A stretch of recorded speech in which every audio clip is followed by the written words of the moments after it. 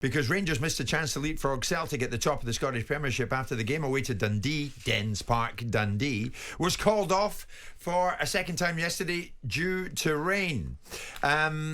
Rangers didn't hang about. They called out Dundee as negligent and unprofessional, and they went to the lengths of a fairly lengthy statement yesterday, saying Dundee are this, that and the next, and the matter is, quite simply, is not good enough. But then it's come to light that Rangers could have gone ahead and played the rearranged game last midweek, the first available date. But of course, with the game against Celtic on the horizon, a request was made to the SPFL board to push the game back by a week. Dundee agreed, and the league had no objection. So we're still at a situation whereby, because of heavy rain in that part of Scotland, and it's a lovely part of Scotland, but not at the moment because it's chucking it down, the game can't get played. Yesterday, the club secretary at Dundee, Eric Drysdale, after the match had been called off, he spoke to Sky. I can understand that people are annoyed and are looking at this as being Dundee's fault. What I would say is that from the research that we've done in the last few days, we note that this year's rainfall is 35% higher than the last 10 years average. That shows the effects of climate change is having on it, and it appears that we need to do urgently more work on the Dens Park pitch, and we're absolutely up for doing that in the summer. So a bit of problem here due to climate change. It's chucking it down a lot more than it ever did. But anyway, the fact of the matter is, Dundee have got a bit of form because of the bad weather, as well as this fixture with Rangers being postponed twice. Dundee have also had home games against Aberdeen, Ross County, St Johnstone called off this season. Yeah. It's a problem, Simon. Did Rangers need to be as heavy in the statement as they have been? Rangers has written to the SPFL, I'm quoting their statement, outlining its position: the negligence and unprofessionalism demonstrated by Dundee Football Club, where they have repeatedly breached SPFL rules, continues to have a damaging effect on the top professional league in the country. I mean, there's a sense of irony about this, because this is a club that can't get its act together with its biggest rivals to allow fans in to watch the game between the two football clubs. And I should imagine they are probably breaching SPFL rules by not doing that and not allowing an away side to have an allocation, specifically their biggest rivals. So I think there's an irony behind that. I'm not entirely sure why Rangers feel the need to have gone so robust. They may well be irritated, they may well be disappointed, and they may well be playing to the gallery of the fans that they say are disappointed, the 4,000 fans that they would have brought to the Dundee game. But I think it's a bit ridiculous. I mean, I think it's a bit hypocritical. And if we are steeped in substance that they had the opportunity to play the game the previous week and didn't want to, then I really don't know where they're coming from with this. I don't know why they're being holier than thou. Maybe it's a legacy of what they think was the past being done to them by the SPFL, which, by the way, I agree with. I know they had to be consequenced, but I think Scottish football committed an act of great self-harm by jettisoning Rangers out, down, and flinging them to the very pits of Hades for their breaches of financial governance. You see, Rangers are saying, off the back of the Celtic game, in a week where record TV viewing figures were recorded for a match in the same competition, and this evening's game due to be televised again by Sky Sports, this episode is deeply embarrassing and has been eminently avoidable. It's a bit pompous, isn't it? I mean, how's that avoidable if they're getting 35% more rain in that part of Scotland than they normally would get? I suppose calling the game off, and what they're basically saying is the facilities of this football club are not befitting of a Scottish Premier League football club, because they haven't got the ability to cope with inclement weather. They haven't got the ability to be able to prepare pitches and to maintain these pitches and cover these pitches. Maybe they're right about that. Well, maybe they are right, and maybe the revenue inside the Scottish Premier League is what it is. Right, we all know that they get the equivalent to a packet of crisps and 2 gobstoppers in comparison to what they probably really need. And you've got Rangers that have the luxury of a 60,000 stadium and European football. So I really don't think it's, to me, looking from the outside, it sounds remarkably pompous. It sounds condescending, and they don't have their own house in order. So when you're going to stand on a pulpit and start preaching to people about what you think they should do and how they think they should, even if you've got validity in what you're saying, when you're pointing at other people, 4 fingers point back at you, because ultimately Rangers, I don't think, cover themselves in glory, as we've just discussed. They could have played this game last week. It didn't suit them because they were playing. And this is me who wants Rangers to win the league. I would like to see Rangers win the league. I like Philippe Clement. I like to see, Rangers continue to progress and Celtic not to dominate the SPFL and to have it opened up wider and the two old firms becoming really meaningful clubs again. So if you were at Rangers, you wouldn't have put out a statement like this yesterday? Well, I don't quite understand why it has to be so vitriolic. That it's disrespectful by Dundee. Well, obviously you hold yourself... It's right to hold yourself in the highest esteem, but... standing on top of Mount Sinai, looking down at everybody else as if you're something really meaningful, and I understand that Rangers are a significant football club, but there are ways. This is very high-handed, isn't it? And and very heavy-handed and slightly unnecessary. And you read it and you think to yourself, there's probably a reason why a lot of the other football clubs in the SPFL don't like the old firm, and this probably. Well, there's you and a big Celtic iteration fan. of it. Rangers love a statement, don't they? There has been a suggestion in some quarters, forfeiture, that the point should be awarded to Rangers. I mean, you've got to think we're not even mid-April yet. Surely they'll get the game played in the next few days. Will they not? We're reading, texts coming in talking about that the ground was available to be played, or they could have played it across across the street. Well, for those who don't know, Simon, it's a good point you make. Dundee and Dundee United, they've got two stadiums in the same street. Yeah. Now, Darren obviously is a Dundee United fan, and he's saying, what does climate change have to do with this? Never had so much toss. Dundee United's pitch is perfect and is playable. So what's the conspiracy theory then? So would Dundee want a home league tie played at Dundee United? Probably not. Could they play it there? Could they move it there? Probably. Whilst we're having this moment to share with the unbiased audience that are piling in, suggesting there's some sort of conspiracy theory, what is the conspiracy theory? What is it behind this? Why would Dundee not have wanted this game? Is there something that we're missing in this conversation that they would be better prepared for a different day, or there was something more meaningful? They could have got a better gate receipt on it. What is the conspiracy theory that Rangers fans or supporters or people that are piling in suggesting that this is some form of collusion or unprofessional? What is it that they think Dundee have done to avoid playing this game? Are they not going to play Rangers now? Is that what's going to happen? Of course they're going to play them. Of course they will. So what? I don't understand what people's point is. If the pitch is bloody waterlogged, then you can make the argument that perhaps the club should be in a position where they can maintain their pitch better. Yes, agreed. Yeah, fine. Okay, yeah. But suggesting that perhaps maybe they don't have the money or the means. Maybe a question for Scottish football per se. There's Campbell in Scotland telling me at the moment it's being penciled in for next Wednesday. So what's the problem here then? So it doesn't seem to be exactly. One wonders why Rangers have gone to the lengths they've gone to with a statement like, the club considers that this matter has been handled incorrectly throughout by both Dundee and the SPFL. But the pitch is either playable or it's not playable. If I was Dundee, I'd say, and that's wonderful, but I couldn't give a monkey's what you think. If I'll be judged by the SPFL, not by you. Who are you? Yeah. You can't even control your own fans. You can't even have supporters coming from another football club because you can't behave yourselves.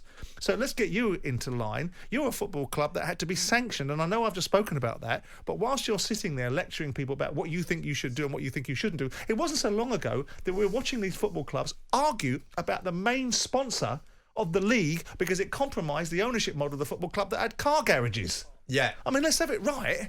Yeah. If you're going to get up on your high horse and really go all guns blazing at another football club, I really do think that you need to be perfect. And whilst I admire Rangers and I have affection for them and I want them to win the league, just a moment. Well, we've been on to both Rangers and Celtic, some people we know at both clubs, and at the moment nothing back from either. There is Nicky, who's a Rangers fan. Morning, guys. To talk about this weather being the issue here at Dundee is a farce. There's a park 100 yards down the road that's playable. Amateur games were played in Dundee last night.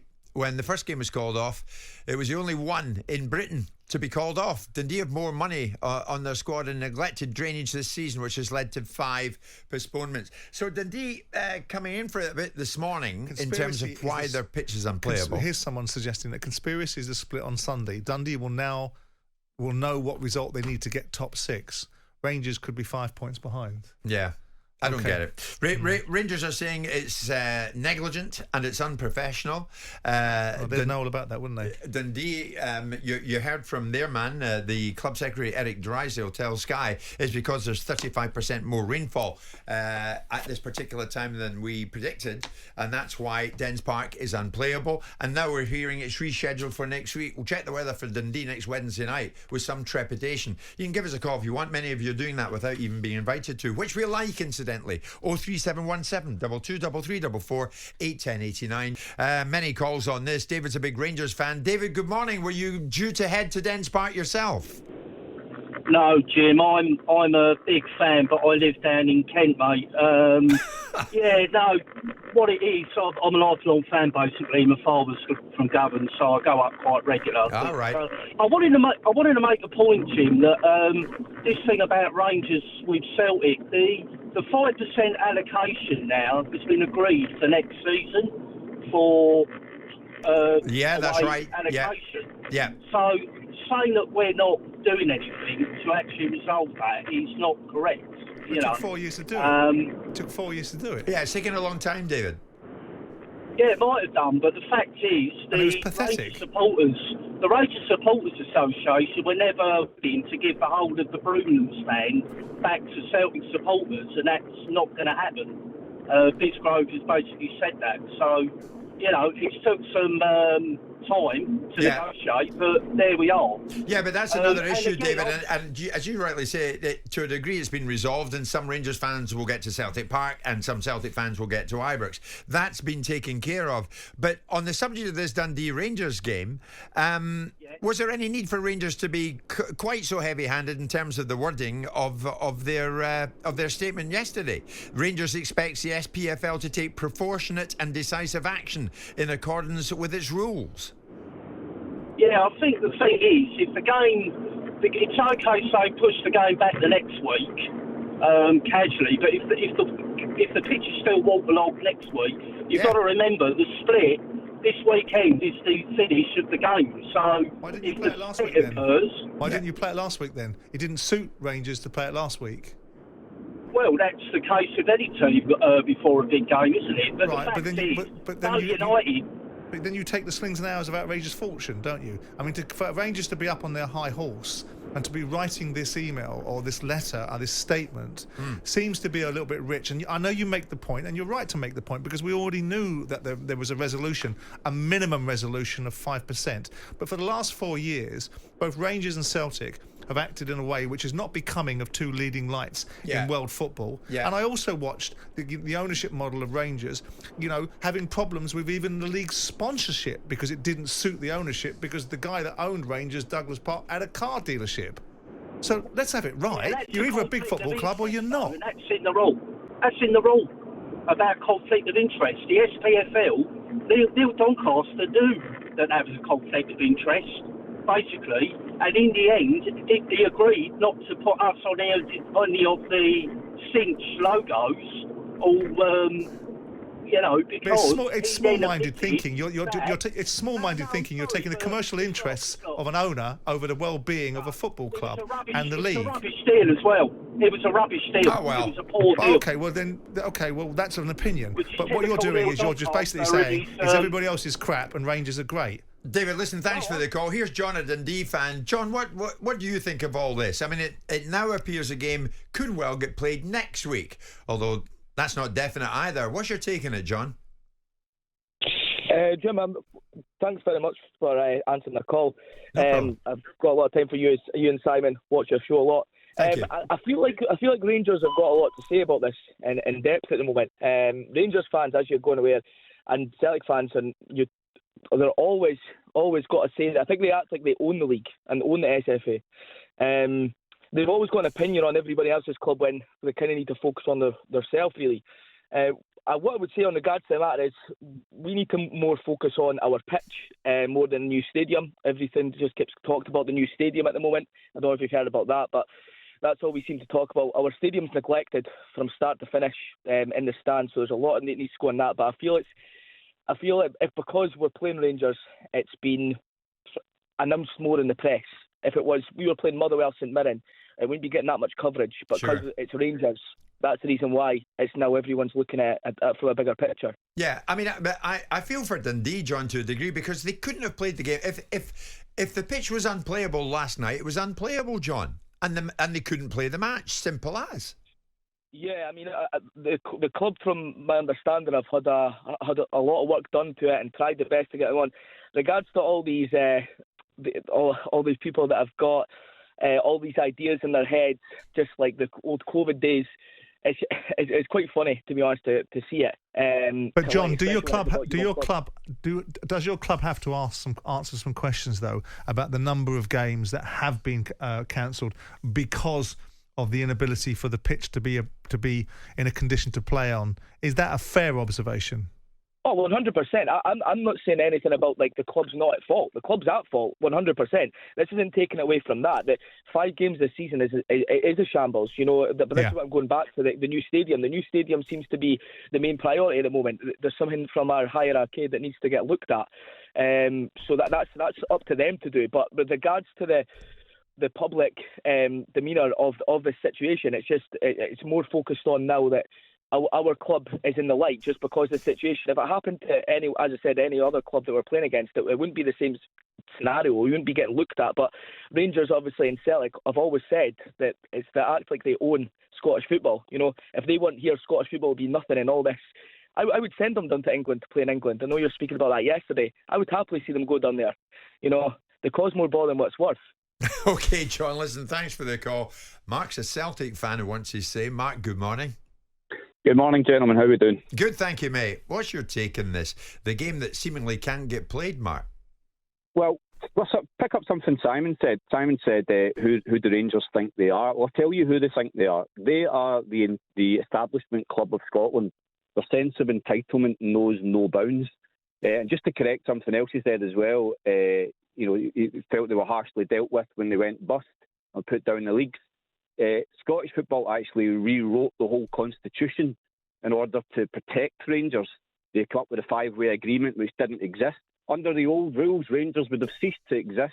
They would have started as a brand new club with all their history extinct. But they rewrote the whole pyramid of Scottish football to ensure that didn't happen, such as their entitlement and establishment leanings. All right, well, here's a pertinent question for you, Mark. What's the weather going to be like in Dundee next Wednesday? Well, it's sunny in Glasgow today, which is a one-off, I can assure you, because it's been absolutely belting it down for about 3 months. Yeah. I can't imagine it's going to be any better. Why they don't just play it at Tannadice is beyond me, quite frankly. But I agree with you, mate. I agree. It does seem that at some stage, Mark, the game will get played. It's as simple as, but if they couldn't play it last night, they couldn't play it last night. I mean, that's... Well, indeed, and the fact that Rangers could have played it last week and chose not to, and are now writing another one of their famous statements. I mean, they throw these statements down confetti. Yeah. And just one more final point as well, just something else Simon picked up on there. Obviously, the Cinch car deal upset Rangers, and they refused to have Cinch all over their stadium, etc. But they were quite happy when Ladbrokes was sponsoring the league, and they had Bet32, I believe it was, on their shirts. The difference being here that Douglas Park has nothing to do with Bet32. It's self-interest. This is what this club is all about. Okay, Mark. Self-interest and protecting themselves. Listen, thanks for your call. We're getting away a bit from the weather right now in Tayside. Shauna, finish this for me. Shauna's a Rangers fan. Good morning.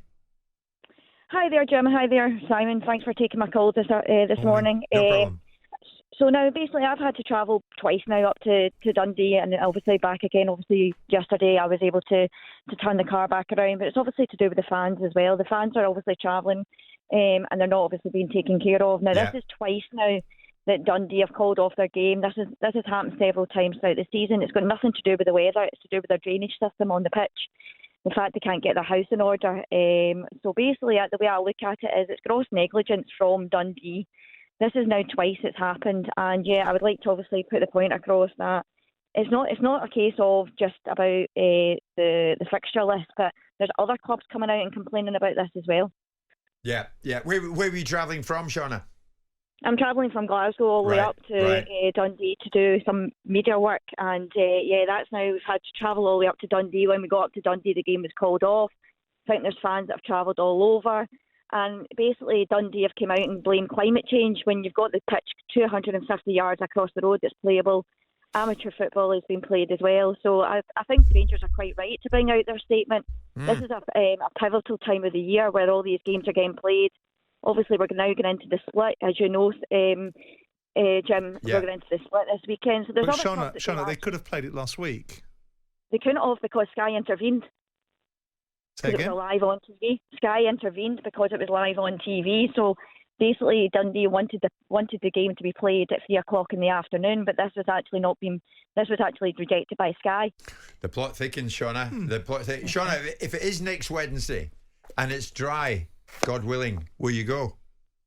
Oh yeah, obviously I definitely will be there. Obviously I go to the Rangers home and away games, but I just think this is now taking it a step too far. The amount of times that Dundee have had their games called off this season, it's a case of the pitch is just not fit for purpose, and neither is the club, because it's nothing to do with the weather, it's to do with their drainage system. Okay. Shauna, listen, thanks for your call, thanks for your time. She's probably right. Yeah. But I just think the nature of the way that Rangers have attacked the subject is the question that we're debating here. I don't think there's any debate that having 5 games cancelled is, in some part, illustrating that you're not fit for purpose. Yeah. But I'm not entirely sure that Sky intervened, but we'll take Shauna at face value. But the point is that Rangers' statement, Rangers' attitude, Rangers' outlook is not, I think, ideal. But maybe then not again, helpful. But we're not there seeing the frustration that they have about a game they wanted to have played. Okay, Dundee, the city of jute, jam, journalism and poor drainage. Jim White and Simon Jordan. Monday to Friday mornings from 10 on AM, on DAB, via the talkSPORT app and on your smart speaker. talkSPORT.